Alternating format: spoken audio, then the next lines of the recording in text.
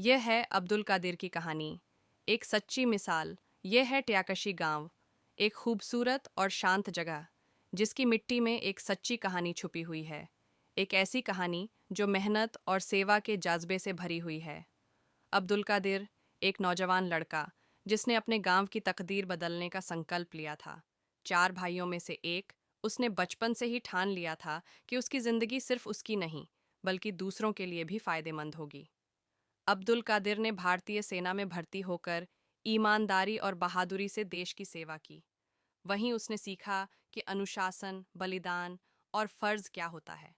सेना में रहते हुए उसकी शादी हुई और खुदा ने उसे अच्छे और होनहार बच्चों से नवाजा। वह चाहता था कि उसके बच्चे पढ़ाई में आगे बढ़ें, इसलिए उसने उन्हें शहर के बेहतरीन स्कूलों में पढ़ाया। सेना से रिटायर होकर अब्दुल कादिर अपने गांव लौट आया और एक दुकान खोली। लेकिन यह दुकान मुनाफे के लिए नहीं, सेवा के लिए थी। वह शहर से अच्छा सामान लाकर गांव वालों को कम दामों में देता था।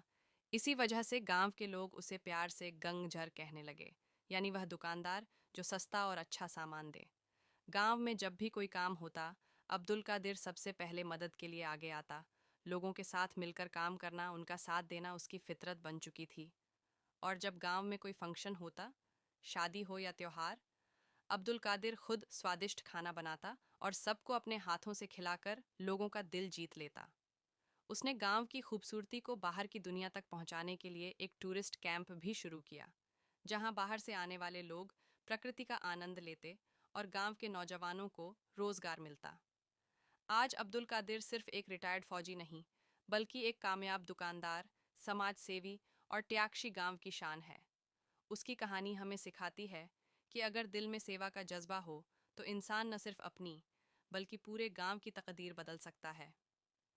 यह है अब्दुल कादिर की कहानी, एक ऐसा इंसान जिसने अपनी जिंदगी को दूसरों के लिए वक्फ कर दिया और अपने काम से पूरे गांव की दिशा ही बदल दी।